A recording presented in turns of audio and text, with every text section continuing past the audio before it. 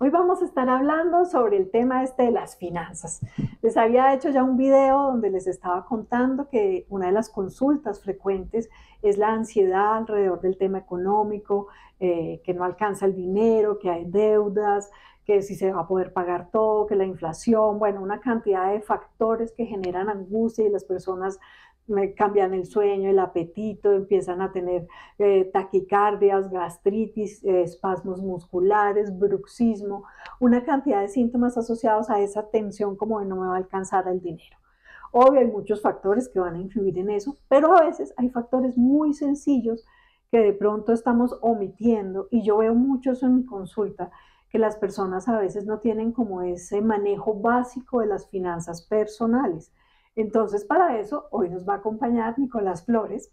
Él es administrador de empresas y nos va a dar pues como esas pautas básicas que necesitamos en las finanzas personales cotidianas. ¿Cómo debería uno dividir inicialmente como el ingreso que uno tiene? ¿Cómo es esa recomendación general? Bueno, hay que partir del hecho de que no todos tenemos el mismo nivel de ingresos, no todos tenemos el mismo nivel de gastos y muchas veces esa capacidad de ahorro se ve como muy limitada a eso. Pero siempre hay que partir de ahorrar el 10%. O sea, esto es como una ley, como si lo queremos así en pocas palabras, el 10%. Ahora, ¿qué no me alcanza para el 10%? El 5%. ¿Qué no me alcanza para el 5%? Cualquier peso es ahorro.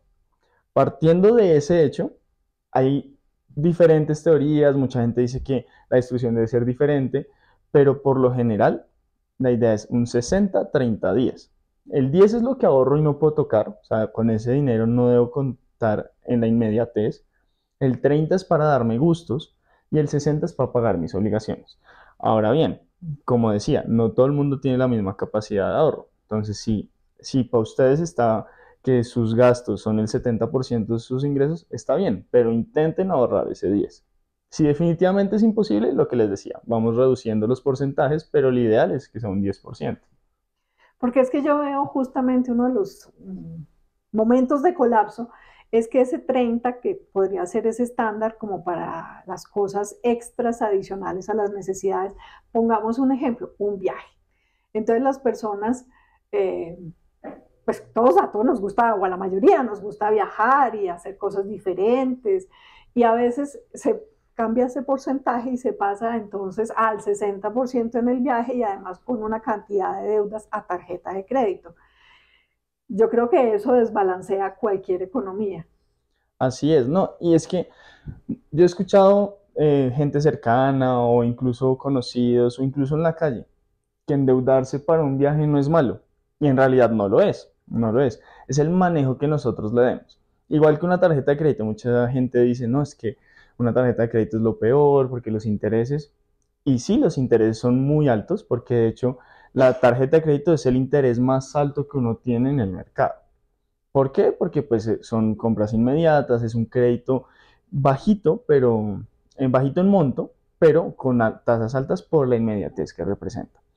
Pero retomando lo de los viajes, básicamente sí es un gusto que uno se tiene que dar, pero uno también tiene que ser consciente de que si uno va a hacer un gasto importante en un viaje, tiene que ser organizado, que seguramente no va a tener el 100% del dinero que me requiere, pero por lo menos sería ideal tener un 70% del viaje. ¿Por qué? Porque ese 30% lo va a diferir a diferentes meses e igual es plata que no tengo hoy, con la que no cuento. Y siempre van a haber imprevistos. O sea, lo ideal sería uno tener un cuadrito donde siempre esto lo gasto acá, esto lo gasto acá, esto lo gasto acá. Pues la realidad es que tenían lo de la casa, los gastos, la luz, el agua, todo, el arriendo, todo. Y tengo esto para darme los gustos. Pero fijo, me pinché, tengo que pagar la llanta, porque la llanta quedó vuelta nada, entonces voy a pagar la llanta. Eso ya es un imprevisto.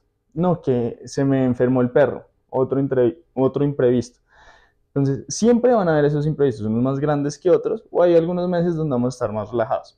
Pero teniendo eso en cuenta, ¿uno se puede endeudar? Sí, pero hay que planificarlo, organizarlo e intentar que lo que uno ponga de sus ahorros, porque es que también esos ahorros que hablamos antes del 10%, no es para tener la plata ahí guardada. Puede ser para una inversión a futuro, para darse algún gusto. Y ahí voy a retomar a lo que quería llegar. Y es que ese ahorro no tiene que ser estático. Yo no ahorro dejando la plata quieta en una cuenta de banco. Lo podría hacer, sí, pero eso es plata que a la final la inflación va a hacer que no tenga el mismo valor que tiene hoy en día. Me explico. Si yo guardo 100.000 pesos debajo del colchón y yo gano 1.000.000 de pesos, estoy ahorrando el 10%, sí.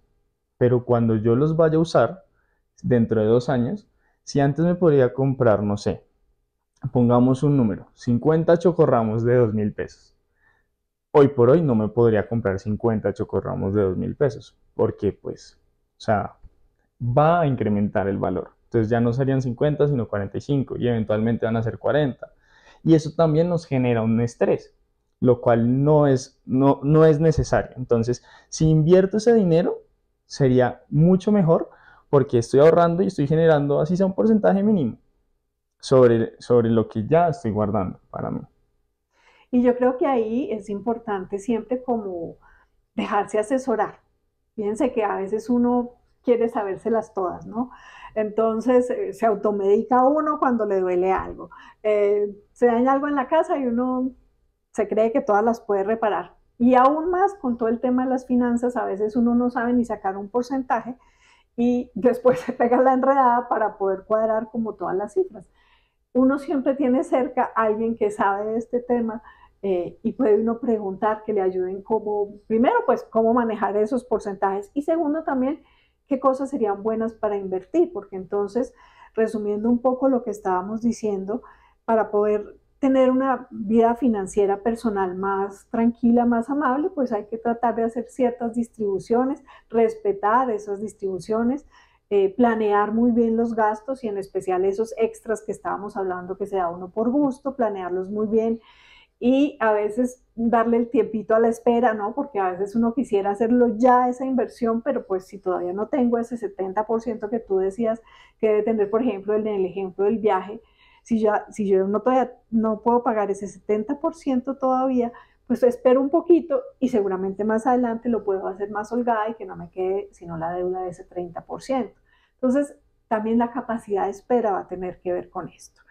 Y con ese ahorro, pues uno va decidiendo qué va queriendo hacer. Seguramente en algunos momentos va con algo programado y si no hay algo programado, vale la pena asesorarse en cómo se puede invertir para que ese ahorro no se vaya descapitalizando con el paso de los años.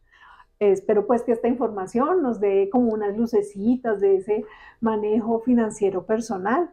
Eh, Tratemos de tener eso como siempre muy bien dividido. Si no tenemos el cuadrito, mantengámoslo al menos en la cabeza y respetemos un poco como esos porcentajes para que después no nos veamos en líos para pagar toda la cantidad de cosas que se presentan cotidianamente.